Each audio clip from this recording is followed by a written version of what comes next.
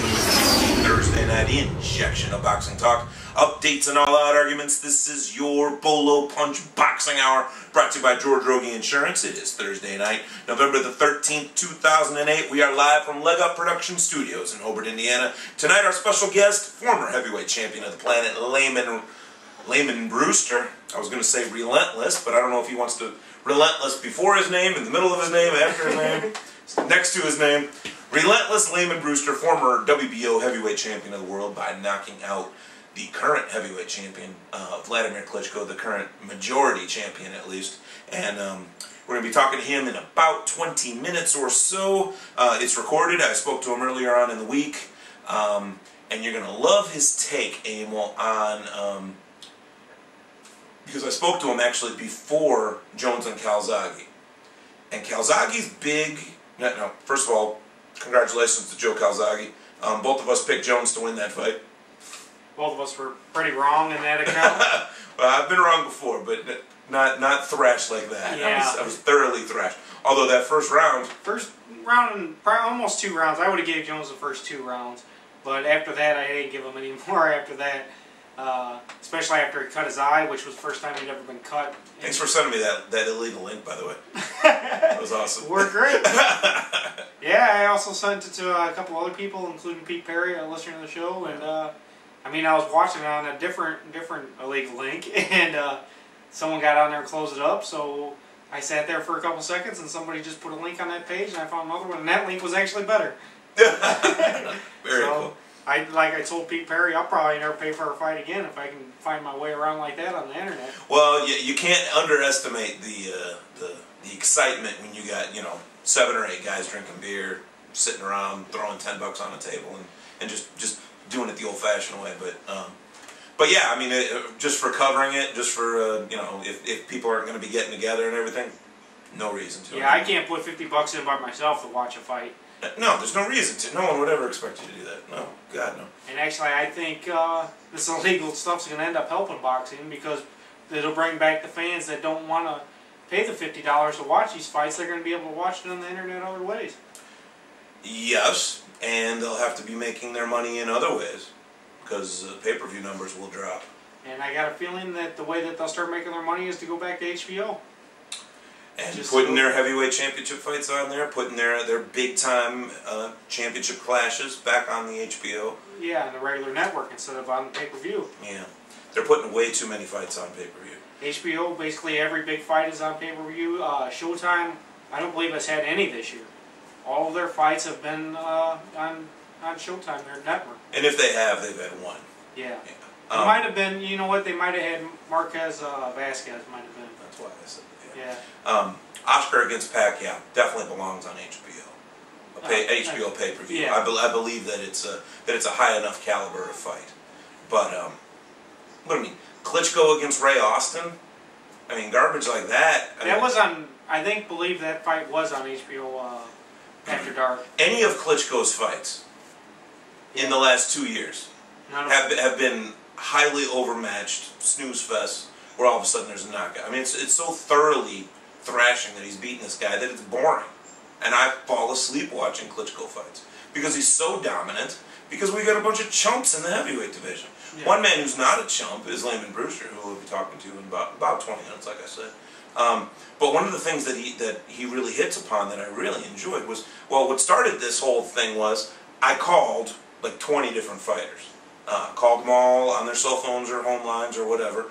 Asking them to make a prediction for me for the site on Jones against Calzaghe. So I called probably around 18 to 20 fighters or so.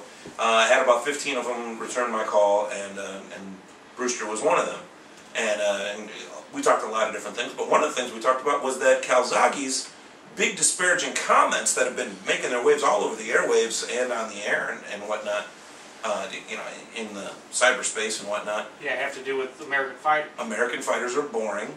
They're not. They're handed their titles. They're given title shots when they don't deserve them. They're given ratings when they don't deserve them. They don't train the way they should. And all the good belts, all the belts that matter, are over in Europe. And that's pretty much what he said. So I asked Layman Brewster, and you're going to have to check that interview out in a few minutes because he addresses it point blank. And then he talks about his career, He talks about Klitschko a little bit. It's a great interview. It's only about 20 minutes. We'll make it an entire segment, and you got to hear it, because if you are a fan of American heavyweight boxing making a comeback, then you have got to get behind guys like the guy behind us, Shannon Briggs, Lyman Brewster, Chaz Witherspoon. Yeah, Chris Arreola. Yeah, Arreola's great. Very much so. Eddie Chambers. Yeah. These are all guys that we've interviewed in some form or another over the years, and they're all Americans, and they're all hungry. They're all looking to sweep away that dirt cloud that has been American heavyweight boxing. Arreola does not look like the stereotypical athlete when he gets in that ring. No. But boy, does he have some power. Man. He looks like he should be driving a truck somewhere. He reminds me a little bit of Tank Abbott. A little bit. His style is a little tankish too. But he's got some tremendous power, and he actually talks a little bit of trash, not crazy amount of trash like you get out of some of these other fighters, and does a pretty good job in there. That's a good beer right there, Bob. What is it called here? Samuel Smith's Winter Welcome Ale. Very, very nice. This segment brought to you by Samuel Smith's. Yeah, we usually go out and buy a couple big beers like that. Really obscure beers that split them up throughout the night. Yeah, we wouldn't try otherwise. Emil Soto Babinski Kegabine right here on my right. What's going on with you, man? The baby, the wife, the house? Yeah, all that's happening with me. Been moved into the office, working at Lamar, doing some bookkeeping for them since my shoulder's messed up. This week I've been doing that. And at home I've been adding some photos on Leg Up Photos. I kind of got a couple pictures of your paintings up there this week. Plus, I appreciate that completely, by the way. I started doing some of the photos from the Hall of Fame when we went this year. Saw that. I was only there for, I believe, the first day. I was the only day that I was there, and the trip down there, which included the anchor bar, and those photos are up there, and the photos from when we took photos in front of the MSG ring there, who was in front of that, and then some of Chad Dawson's photos are up there. Yeah.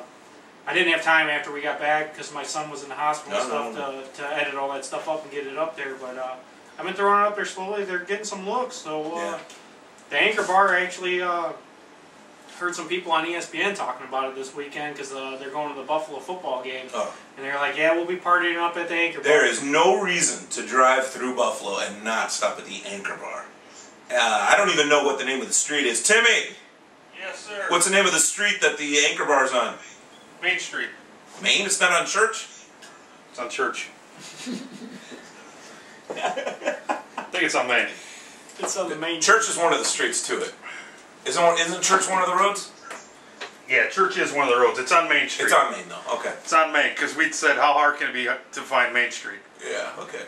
Well, how hard is it? How many idiots does it take to argue about what street it's on?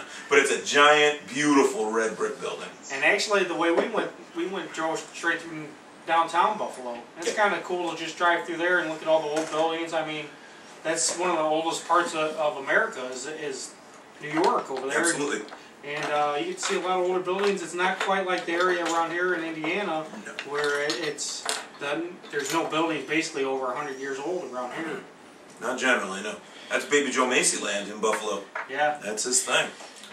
Well, Timmy the Producer Patterson, over at the control desk, he's you're going to be pleased that he is out of camera shot, but Timmy, what's going on with you? Not a whole lot, man. We got a contract coming up with Lamar and trying to get that going. But ways you can reach us tonight, because nobody really wants to hear about that stupid stuff. My word. You can reach us on the hotline, 219-743-9743. Yahoo Instant Messenger is up and running. Keyword Bolo Punch Boxing Hour. Or hit us up in the chat room via keyword Bolo Punch via Ustream.tv. Kia Via. And you should be noticing that we are broadcasting on higher quality audio. We are on HD audio, actually. And we are running the highest quality video that Ustream will let us run right now. So. And it's not like we're in Ustream right now up against like a hot little country star or anything, so... Yeah, no worries. Nobody's listening. No worries. Told you that before we went on. Nobody got past the main page of Ustream tonight, so... Very nice. Okay. And here we go. First story on the docket, the Scorpion. Saki Obika, 26-3-2 with 16 knockouts. taking on American Peter Manfredo Jr. is 31-5 with 16 knockouts tonight for IBO super middleweight title. They both fought Calzaghe. They both lost against Calzaghe. Bika did much better against Calzaghe than Manfredo did. Manfredo got stopped in 3-4 rounds. And Bika actually fought Calzaghe before he was on Contender. And then came into the Contender after that. And Manfredo kind of turned the Contender into his chance. Into his title shot against him. Yeah, you're right about that.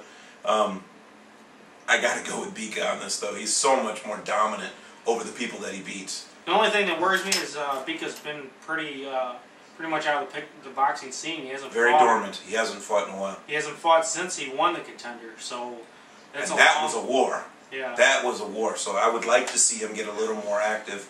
Yeah, I believe he had some troubles with his management. That's why he had that long layoff. Coming back in here, it's hard to pick Manfredo over Bika in this, even though Manfredo's been hanging around this, fighting the top guys for a little while now. Bika just seems like he has more power, and through the Contender, I believe he's learned a little bit better how to box and protect himself. So. By the way, did you see that Sugar Ray Leonard is not on the Contender anymore? No, Tony Danza is taking over as host. Wow. I know. Quite a step up. A step over. I'm going to. I am not the world's biggest Sugar Ray Leonard fan. Never have been. But you were the world's biggest Who's the Boss fan. Oh, of course. And if this means Alyssa Milano's going to even make a tiny little. Yeah. If that means that Mona and Angela Bauer need to come over just to make little appearances, then I'm all for it. Because I love 80s sitcoms reunions. They're talking about Paul Williams is going to be giving up his WBO welterweight belt today or tomorrow officially, so that he can move up to 154 against Verno Phillips for that 154 title that is actually vacant right now. Yeah. Again, I have to speak out against guys that are freaks of nature that can make a low weight, like Pavlik did. Yeah. Like Paul Williams. Like Paul Williams is doing right now. I'm not happy with that. I didn't like when Tommy Hearns moved up in weight. I mean, I was in high school when he did that, but still, you just know going into that, if you take away the one thing you've got going for you. And he had no problem making welterweight. He's only going up one weight class. It's not like he's jumping up, up to middleweight itself. He's jumping up to junior middle at least. True. But still, he's just giving a pure advantage up. I don't understand it either. It makes no sense. He's probably still taller than Verno Phillips. So height he's going to have. Reach, you're going to have to go to heavyweight to get a better reach. But the other thing I don't understand is why would you leave the welterweight division behind? There's so many stars in the welterweight. There's so much talent there. Man, I mean, a win over like Andre Berto, which I'm not saying Paul Williams could come up with, but if you were to beat Andre Berto, that'd be huge. He already beat Margarito. He did beat Margarito. Who is considered the best welterweight now, and it was not long ago that he beat him. Yeah, it was a year and a half ago. It's not. Margarito's not interested in fighting him. He also has a win over Carlos Quintana. Well, there's actually some news of Margarito and Cotto setting up a rematch for early next year. So that's going to be the more likely that's going to be the fight that's going to happen. Both of them are going to have a fight to set up that fight. They're not going to fight each other as their next opponent. No, Miguel Cotto's going to be fighting number 2 rated Michael Jennings first, which strikes fear in the hearts of children. Michael Jennings. I don't know who that gentleman even is, but what I do know is Miguel Cotto is probably going to be fighting the number 2 contender, with himself being number 1 contender, under Margarito, of course, and that number 2 is Michael Jennings. From our Bolo Punch Who Gives a Shit files, James Lights Out Tony is going to be fighting Tony the Tiger Thompson. That'd be a great time to put some crickets going. Tony Thompson did pretty good in that fight against Klitschko, though. He did better than I thought he would do. Yes, and he might even beat James Toney. But that will be a snoozy fight. That will not be exciting. They actually had an article in one of the magazines I get, I'm not sure, but they were showing fighters that moved up in weight, and it was based on Spinks when he did it, how successful he was moving up in weight. And then Roy, of course, did it. Yeah, but he didn't. He didn't move up. They're talking about moving up to heavyweight. is what they were talking about. And Roy moved from light heavy to heavyweight and then came back down. Yeah, that's true. And then they were talking about Tony. They showed Tony, and he was pretty successful when he moved up to heavyweight when he first moved up there. But they said something about they were making fun of him basically about how he looked in the. How do you go from middle to just being fat and being forced into the heavyweight division? Problem is, I mean, call him any name you want. He was so cut when he was at middleweight. Oh, he was crazy. They have the picture right above, and then they have James Tummy underneath. But even when he does have that gut, I mean, I love James Toney. I always have. I mean, you were a fan of his before I was. You were a fan when we were kids. You were talking about, oh man, when Jones fought Tony, you were constantly talking about that fight. I was like, it was a good fight, man. Don't get too carried away with it. But you kept talking about that fight. Well, that was the fight that defined Jones. Defined Jones. Yeah, very much so. Because he was really, when he beat Hopkins, it wasn't quite as big a deal. But when he beat Tony, all of a sudden he came in the limelight because Tony was the big thing. Well, he also waited for Tony to stick his face out there and knocked him down right after that. Yeah. Oh, man. From our What Goes Around Comes Around files, Joe Calzaghe rips a new one in the rear hindquarters of one Bernard Executioner Hopkins. I'm going to read a quote now that's all over the net. I got this personally off of FightNews.com. I'm quoting right now. Screw Hopkins. He got his ass kicked by a white boy. He's got to accept that. He's an idiot. He's a complete ass. I don't want to give him a rematch. It wouldn't be a good fight anyway. The guy's a racist. He was never going to give me any credit. The way he fought against me in Las Vegas, pardon me, was cowardly because he held on all night and pretended to be hit by low blows. He tried to steal the fight, end quote. He did get hit by low blows, but he did pretend that it hurt him worse than it actually did to get a rest. I have to stand by my man Calzaghe. I didn't think he was going to beat Jones. I didn't. I never took anything away from Calzaghe. I know he's an excellent fighter. A lot of people say his punches are slippy and slappy. They do make more noise than your average shot because they do come in from the side and you're hitting with more surface. So, yeah, they are a little slappy. But if they're countered as punches, then they're countered as punches. If elbows are countered as punches and they're not illegal, you do them, okay? You don't play around. If the rules are going to allow for it, then you do it. That's how it works. And pardon me for the slip there, but when Hopkins made the fight about race, when they fought earlier this year, I thought, oh God, he's going to get thrashed now. And he really didn't get it that bad. He didn't get it that bad. He fought very gamely. It was close. And if they'd have given Hopkins the decision, you almost couldn't get mad at it. You almost couldn't get mad at it. Well, he knocked Calzaghe down early in that fight. Yeah, so that would help you make the argument, but Calzaghe... Jones knocked him down early in this fight as well. It didn't quite work out for Jones. Well, no, because he didn't win any subsequent rounds. Very few, at least. But for Hopkins to make their fight earlier this year all about race, and then lose, and then for Calzaghe to beat Bernard's main contemporary in Roy Jones, who they've been compared to each other for 15 years now, and beats him handily, I might add. Then Hopkins says his stuff. He goes, well, then we need a rematch. You beat my boy Roy, you need to fight me again. He says, forget you. I don't need you. I've got you on my record already, and I don't need you again. Beating you twice is not going to be any better than beating you once. It's true. What are you going to say? Bernard, we love you, but you dropped the ball when you made this about race. You shouldn't have done that. You totally had, you had no business doing that. Saying dumb things like, I'd never lose to a white boy.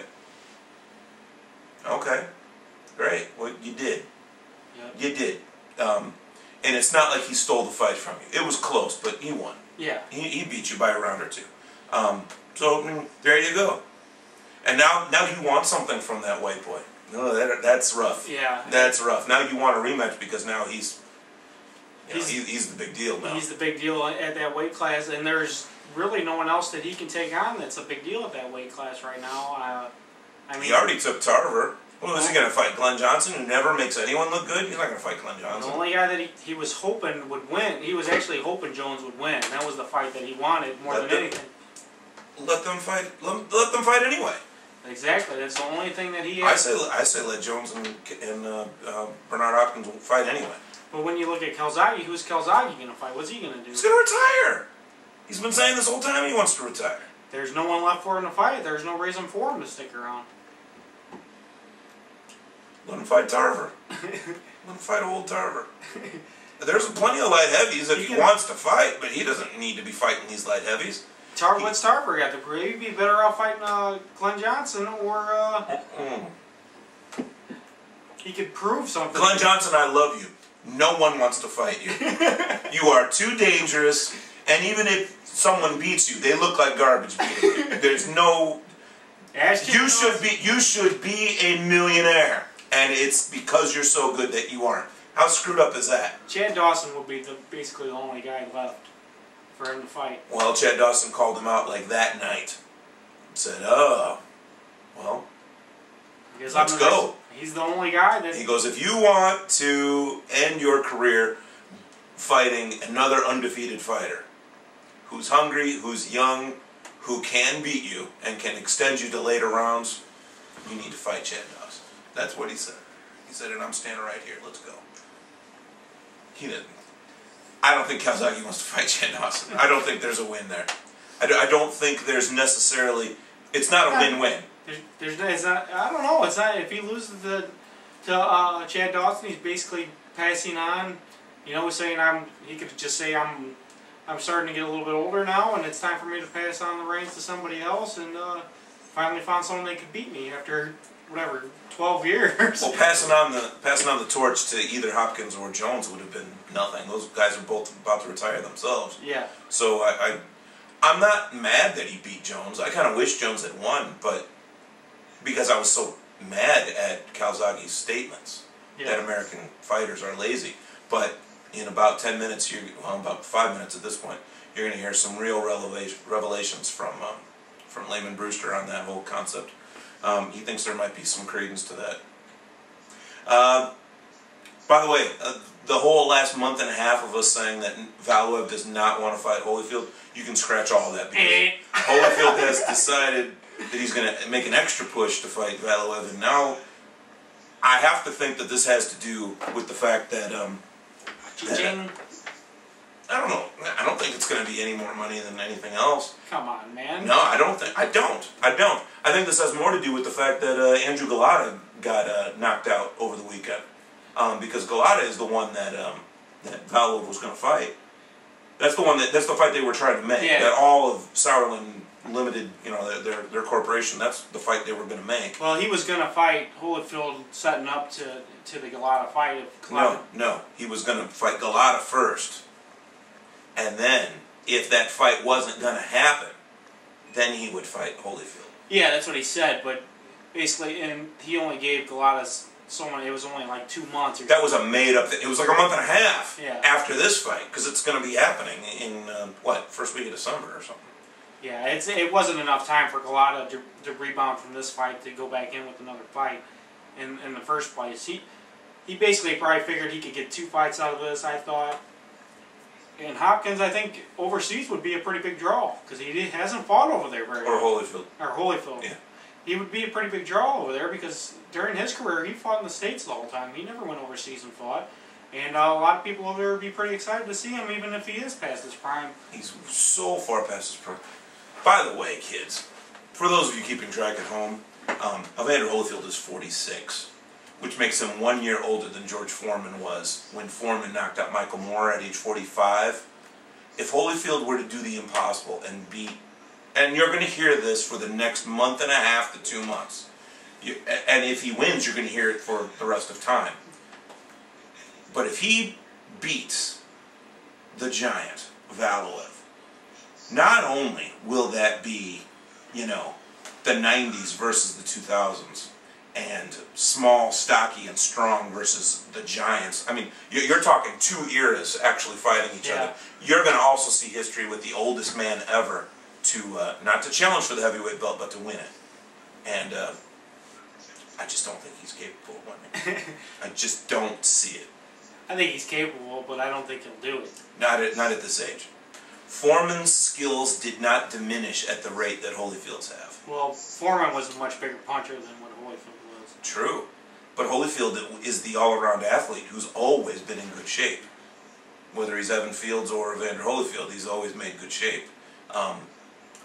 Foreman, in his second coming, was fat. He was a fat grandfather who jogged with Big Macs under his arms. I mean, and that was exactly the vision that he wanted America to see him as.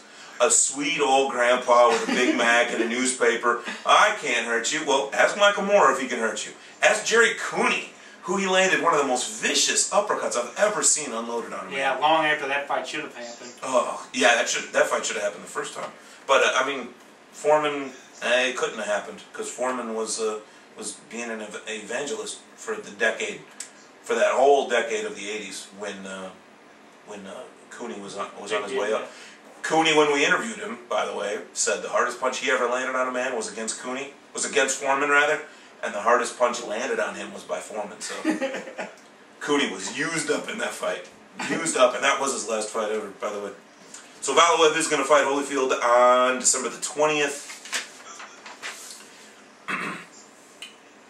And a little bit of extra stuff about Holyfield. He agreed in October to give his 10-year-old son a $100,000 college fund while facing the threat of possible jail time in an auction on his home. Last summer, he failed to make 3 straight $3,000 monthly child support payments. They say he is not even going to make $1 million to fight Valuev. There's going to be closer to $750,000, and it might even be less than that. If he wins, I don't think he's going to win. But if he wins, he gets to change his entire life with one fight. Now, granted, everyone that gets a freak title shot gets to change their life with one fight. The problem is here. Why is, and I'm referring to Valuev as the heavyweight champion of the world, even though he's only, one part of it, but he is. Why is the heavyweight champion of the world giving a title shot to someone that, for one, hasn't fought in over a year and hasn't beaten anyone of note in 5 years? Yeah. He's had a couple big fights and he hasn't won any of them. How does he get these shots? I don't understand that either. People must see him as a name that they can beat. It's a name that he can beat. It's a name that they can make money off of. Like I said, there are people that will still be willing to watch Holyfield, and they're like you brought up, he would be the oldest champion now. So that's a little bit of a marketing ploy that they could play as well. So there's a couple different things that can entice you into this fight, and the problem is why are the sanctioning bodies allowing this to happen? That's more so what I'm asking. I mean, why are fighters going for it? You want to have big names on your record. When your plaque goes up at Canastota, you want your record to say names like Evander Holyfield. You want that, and I get that. But why are the people in charge allowing this stuff to happen? You know Holyfield's going to pass the physical. There are no 46-year-olds built like Evander Holyfield. They don't exist, and I get that. He's 46.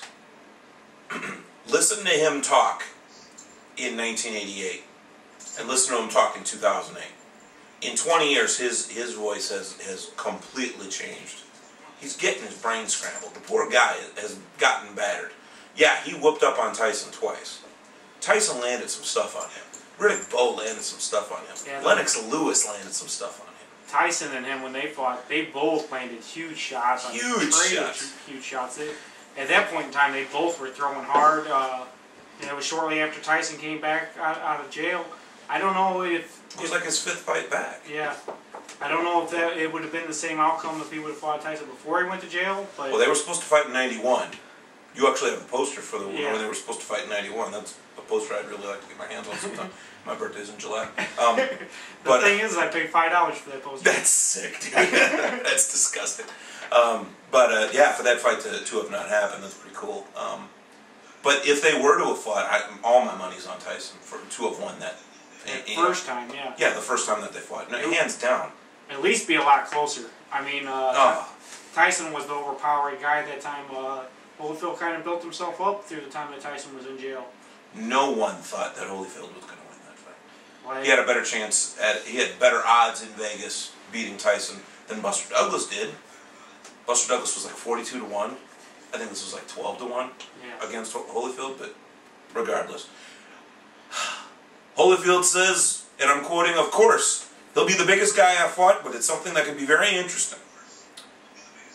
I will have a big target," he says. "I have to do the things I believe he can't do. He cannot move laterally," he says. That's true.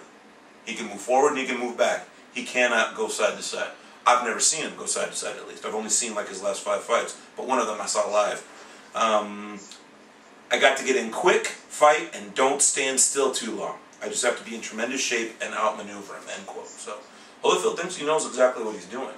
Yeah, and actually, when he decided to make this comeback, this is the guy that he chose. He wanted to have a title shot against. He said this two and a half years ago. As soon as Valuev got the title, he said, "Give me Valuev." He said it. So, but 2 years ago, Holyfield was fighting like Chris Bird. He was still being a little more spry. He was boxing more. Now, like when he fought Abragimov, he stood there and let Abragimov tee off on him until the fight was over. So, anyway, I'm scared for Holyfield. I'm scared. Yeah, because this is a big guy, and a lot of people say he doesn't hit hard, but someone that size, if you don't think they hit hard, you're nuts. Andre the Giant didn't hit hard either. Please, those are wrecking balls coming at you. Anyway, all right, let's take a break, and when we come back, you're going to hear the exclusive interview that I conducted on Wednesday of this week. Tuesday of this week, talking with former WBO heavyweight champion of the planet, Layman Brewster, who's going to be fighting against Bruce Seldon, who's another former heavyweight champion of the world, in Indianapolis, coming up at the end of this month, at the end of November. So let's take a break. We'll be right back with Layman Brewster. This is your Bolo Punch Boxing Hour, brought to you by George Rogie Insurance, www.bolopunchboxinghour.com, streaming to you live on Ustream.tv.